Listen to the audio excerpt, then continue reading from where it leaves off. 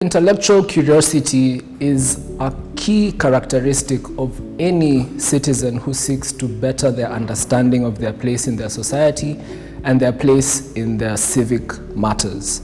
This conversation is in no way intended to add insult to injury for those who have gone through issues with COVID-19 or dispute the research that has been presented.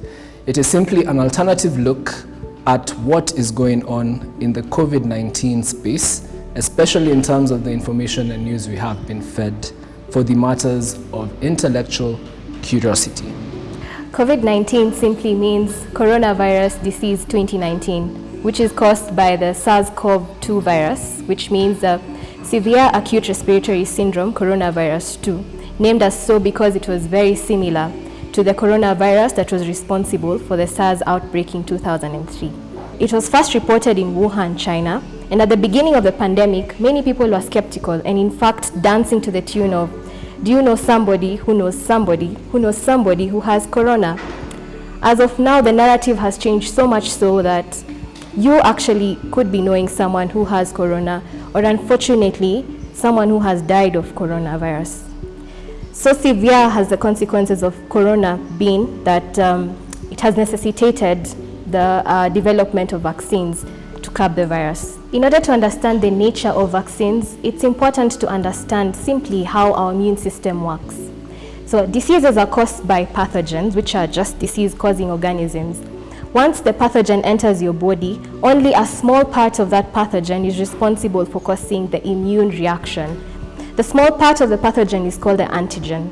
Now, our immune system reacts in two broad ways. So there's the initial response, which is the innate immune system, which acts almost immediately to the pathogen. However, it's not very specific to that pathogen. After a few hours or even days, the second classification of the immune system kicks in, which is called the adaptive immune system. This immune system is very specific to that particular pathogen. Antibodies are part of the adaptive immune system. So this is how the vaccines now come to play. If you have gotten the infection and you already have the antibodies to that particular pathogen, then the next time you get the infection, the body remembers that you had that infection and the immune system works much faster and protects you from getting a full-blown disease. So in vaccine development, you could have the whole vaccine that's taken, the whole pathogen that's taken, and then it's killed. So you have a killed whole vaccine. It could also be the the pathogen that's taken and weakened. So you have an attenuated vaccine. For example, measles, mumps, rubella vaccines. Sometimes in vaccine development, you have the toxin from that particular pathogen, which is called a toxoid vaccine that's taken and makes the vaccine, for example, tetanus vaccines. However, when it comes to the COVID-19 vaccine, the genetic component of the capsule of that particular pathogen, the virus in this case, was taken and developed to form the vaccines. So mRNA vaccines have actually been under research for decades. However, because of the pandemic, the development of mRNA vaccines was fast-tracked in order to get vaccines to curb the spread of the pandemic. I will begin today's submission by presenting a poem from Eric Abuga. It is entitled, "No, It Won't," because the answer to each of these questions is no, it won't. Will the vaccine protect your immunity? No, it won't. Will the vaccine stop you from getting infected? No, it won't. Will it stop people with cardiometabolic syndromes from getting worse? No, it won't. Will it prevent you from spreading COVID-19? No, it won't. Will it allow you to finally stop wearing your mask? No, it won't. Will it allow you to hug your friends and your loved ones again? No, it won't. Will it make your government end the curfews and the lockdowns? No, it won't. And will it make the pandemic end? No, it won't. Currently, there are many different types of COVID-19 vaccines. Here in Kenya, the first vaccine that we acquired was the AstraZeneca vaccine, which is actually a viral vector vaccine. This simply means that the development of the AstraZeneca vaccine involved taking a genetic component of the surface, the spike proteins, as we call it, of the virus, and then taking that genetic component and putting it into a harmless vaccine, which is a harmless virus, which was the adenovirus, which is then injected in the person. This codes or instructs the cells to produce other spike proteins, which will then be detected by our immune system, and then an immune reaction occurs, and then antibodies are formed, and then memory cells, which will now help the person, so the next time if they ever get infected with coronavirus, they already have immunity against it. Other vaccines include the Johnson & Johnson vaccine, the Pfizer vaccine, Moderna, among other vaccines. Now, the efficacy of these vaccines have been shown to be quite high for different strains of COVID-19. So it varies from 60% to up to 90% efficacy against different strains. Even with the new Delta strain that has been detected and other strains that have been detected and reported, these vaccines are still quite efficacious, highly efficacious, and protect against disease and against severe disease and mortality from COVID-19. Now, the immune system is interesting and is classified into two. We have the innate immune system and we have the adaptive immune system. The innate immune system curates a general response for pathogens which attack the body. The adaptive immune system, however, creates a customized response for a specific pathogen that is occurring in a novel situation, which is what we had with COVID-19. No one had it before, and thus the adaptive system became prominent in the fighting and eradication of this infection within the body. An interesting thing is that T cells work by recognizing parts of proteins called epitopes, which in the case of SARS-CoV-2 is a virus. Now, when activated, they don't just set up a process that will clear the infection, but a process that will allow them to do so more quickly next time they encounter the virus. A recent study was conducted on the effect of COVID-19 variants on the reactivity of T cells, and they found that 93 to 97% of the hundreds of previously identified T cell epitopes were not affected by mutations. This implies that whatever variant comes in, however you obtained immunity, be it through vaccination or be it through infection and subsequently getting cured from the infection, the T cells will work to ensure that the next time you get infected with the virus, you will be able to procure an immune response as quickly as possible, and it will greatly reduce the effects and the severity of the infection at that point. The same study also found that there was no statistical difference in reactivity of T cells from people who had acquired immunity against the virus, whether it was through vaccination or through natural infection. Now, this can simply be compared to the Tanzanian situation versus the Kenyan situation, where Tanzanians are out frolicking, enjoying each other's company, building their economy past 10 p.m., whilst Kenyans are doing the opposite and recording a strange increase in the number of cases. Recently, there has been a huge debate on the need for booster COVID-19 vaccines. Normally, once someone is vaccinated, research has shown that over time, immunity against that particular infection usually wanes. And in some cases, there might be need for booster doses. For example, if you take the Haemophilus influenza vaccine, you may need to take a booster dose after 1 year. Sometimes if you take vaccine like measles, you may need to take a booster dose after 10 years. It is important to understand that with COVID-19, we did not have prior data on how long it would take before the antibody levels drop. Given the complexity of our immune system, it might be a little bit difficult to tell the threshold in which, below which, if the antibodies drop, one would not have competent immunity against COVID-19.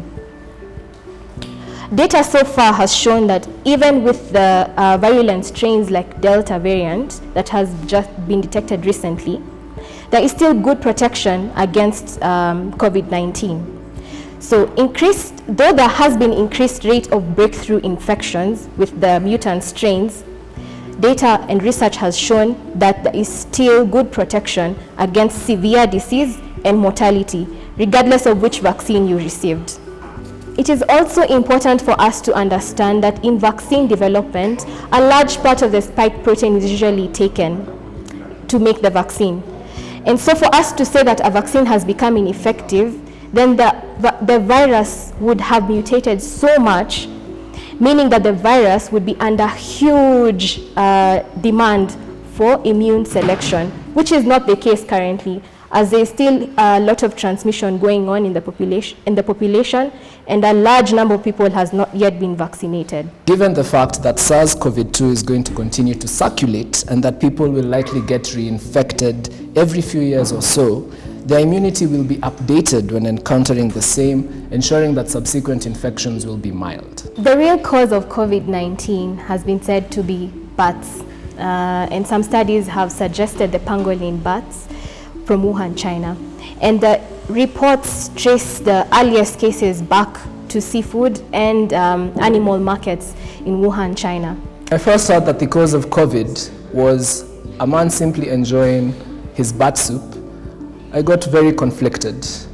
It was as absurd as Owang Sino from The River and the Source dying from choking on a fish bone when he had lived his whole life eating fish.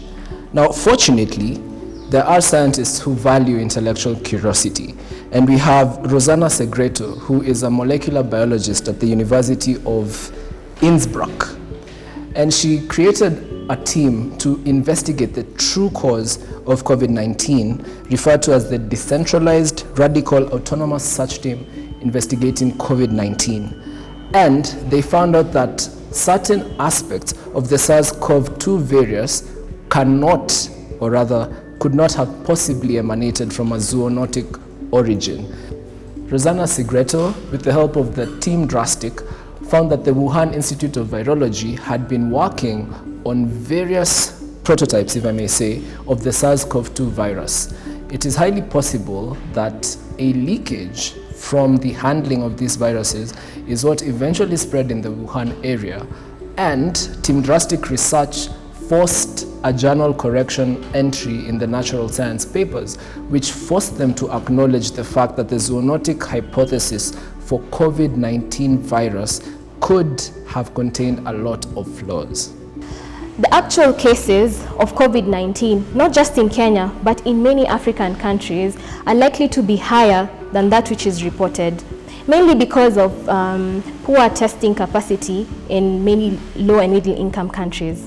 However, surveys done here in Kenya have shown that reported figures actually do reflect the overall infection rate in Kenya. It is true that many patients who die from COVID-19 do have other comorbidities, for example, hypertension and diabetes mellitus. This has led about to many skeptics thinking that the total deaths due to COVID-19 might not actually be due to COVID-19, but maybe due to the comorbidities. However, many studies have found that the cause of death, even in patients with comorbidities, were directly related to COVID-19, such that the immediate cause of death was respiratory failure due to COVID-19, and the pre-existing health conditions contributing to the mechanism of death. Can we trust the government numbers presented in relation to the COVID-19 statistics? Now, as we all know, everything that happens in this world is by design, and by the design of the political systems at the time. If you look at the war on COVID, especially in the Kenyan context, a lot of it is empty rhetoric not backed by too much science. We are fighting a war against an elusive and unbeatable enemy. We are leveraging fear to remove freedoms and cultivate a dependence on government. We are creating division because now, aside from hustlers versus dynasty, there's vaccinated and non-vaccinated. And we are also waging war against people who are offering alternative takes and offering independent research. These are professionals, by the way, not just citizens, and locking them out. We have a proliferation of media propaganda to ensure that the fear in people is being instilled constantly. Now let's look at one of the government's most premier sources of data, the Kenya Economic Survey 2021, which was launched a couple of weeks back. We strangely had fewer deaths in 2020 as compared to in 2019. 2019 having 191,495 deaths, while 2020 had 184,185 deaths. This is even with the pandemic being part and parcel of the numbers in 2020. Now let's look at how they measure the numbers of people who died from COVID, because there is a distinction between people who died of COVID and people who died with COVID. Now, if you die within 30 days of a positive diagnosis, your death will be listed as having been caused by COVID. If you test positive, exactly at the time of death, your death will be listed as one having been caused by COVID. If you take the first shot of the vaccine and die before you get the second one, your death will be listed as a result of COVID. And if you die in the window 2 weeks after getting your second dose, which is where the antibodies are supposed to develop, you will be listed as having died as a result of COVID. Now, given the fact that it is common knowledge that the mortality rate of COVID is less than 3%, there is a strange correlation that appears when you look at the report from the World Obesity Federation. Strangely, the countries with the highest number of obese people also have the highest number of deaths from COVID. This ideally would mean that all the statistical models for COVID based on Africa are moot, especially because of the Western science that went into conducting those models. Predictions at the time of COVID hitting the African continent was that people would be dropping dead like flies, and that has not happened, given countries which absolutely disregarded COVID protocols and have recorded a general normal number in their populace without any spikes in deaths or living. Now, just to beef up some of that research, we have Belgium, Slovenia, UK, Italy, Portugal, and the US forming the top 6 countries with a large number of people who suffer from obesity or diabetes. And if you look at the numbers of people dying from COVID and where they are highest, guess who features in that top 6? The same list I just mentioned.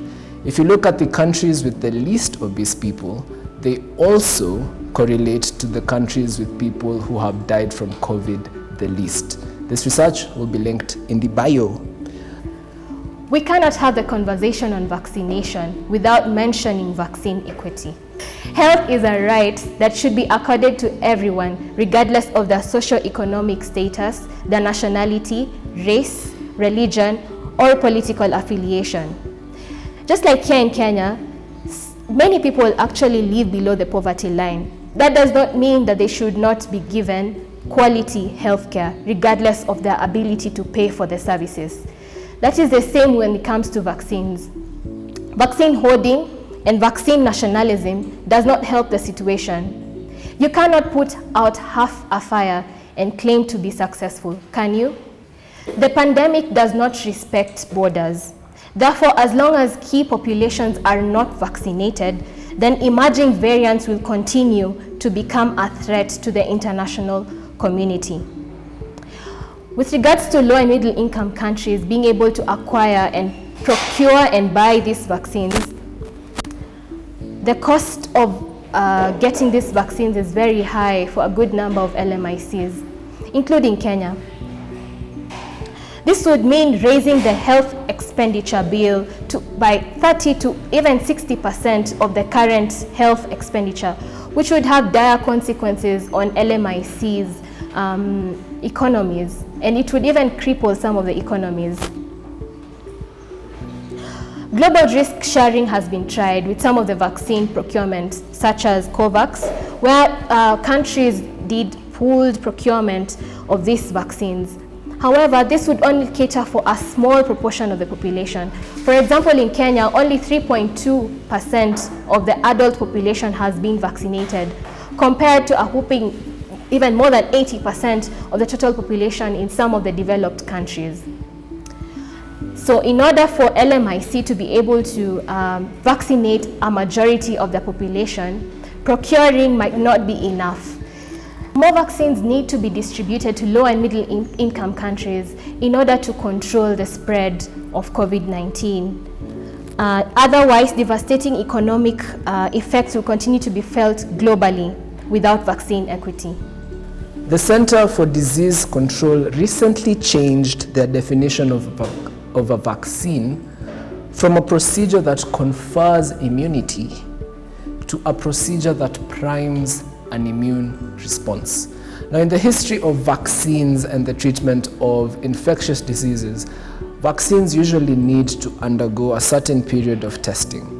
The mRNA technology, which is being used to propagate this vaccine, is still in its baby steps, and a majority of the test kits being used and being loaned out to developing countries, that is the antigen rapid test, have been recalled by the Federal Drugs Administration.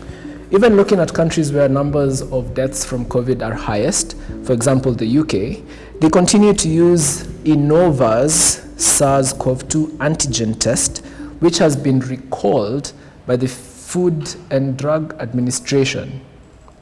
This is a bit startling, because why would you continue using test kits that avail contentious results without care for the true numerical integrity of those numbers?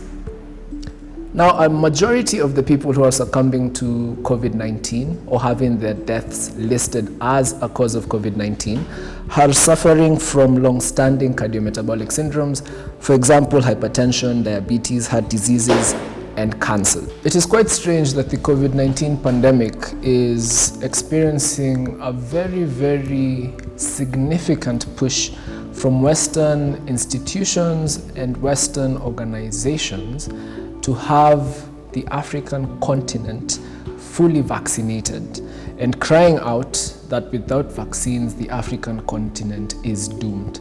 Now, as I mentioned previously, the World Obesity Federation report showed a clear correlation between deaths caused by COVID and people who were obese and had underlying metabolic syndromes. Now, if we're looking at the African context and arguing for vaccine equity, this research that informs our need and drive and push for getting vaccines must take the African context into consideration. At this point in time, we don't have many African researchers contributing significant solutions to the COVID-19 pandemic, and Africa once again has been turned into this helpless baby that has to wait for its Western parents to hand out things to deal with a pandemic that does not necessarily put them in as much risk as the Western statistical models predicted. A lot of Africans are supposed to be dead at this point, and as we've seen with Kenya being a premier example, we had actually fewer people dying. If we look at Tanzania, where COVID-19 regulations are technically non-existent, their country is going on well, and they've recorded very, very few cases of the coronavirus. This really leads us to question, what is the push behind the vaccine equity discussion? Moderna's shares, Moderna is a company which manufactures the vaccine, by the way, have climbed 75% in this period. And the CEO of the same said that the variants are going to be the worst thing that any human being will possibly experience. As we have seen, due to our adaptive immune system, the T cells will actually be able to formulate a response and will not be affected too greatly by variations in these structures. So why is there such a push for vaccines to be handed out here?